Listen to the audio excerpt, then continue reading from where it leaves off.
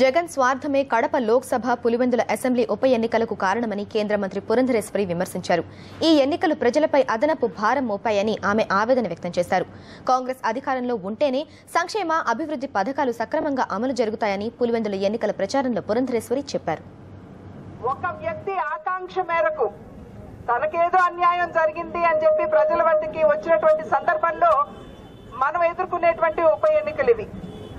ఈ నేపథ్యంలో మనం అందరం కూడా విశ్లేషించుకోవాలి. ఎవరికి మనం ఓటు వేయాలి, ఎవరికి ఓటు వేస్తే మనకి అభివృద్ధి సంక్షేమం మనం అందుకోగలుగుతాము, ఎవరు మనకి ఎప్పుడు అందుబాటులో ఉంటూ మన సమస్యలపై దృష్టి సారిస్తూ వాటి పరిష్కారానికి కృషి చేస్తారు అనేటువంటి విషయాల మీద మనం అందరం కూడా దృష్టి సారించవలసినటువంటి ఆవశ్యకత ఈనాడు ఉన్నది అని చెప్పి నేను భావిస్తున్నాను. 9వ సంవత్సరంలో కానివ్వండి, మీరు అత్యంత నమ్మకంతో విశ్వాసంతోటి మీకు అభివృద్ధిని సంక్షేమాన్ని కాంగ్రెస్ ప్రభుత్వం అందిస్తుంది, కాంగ్రెస్ పార్టీ అందిస్తుంది అనేటువంటి నమ్మకంతో మీరు కాంగ్రెస్ పార్టీని అధికారంలోకి తీసుకురావడం జరిగింది.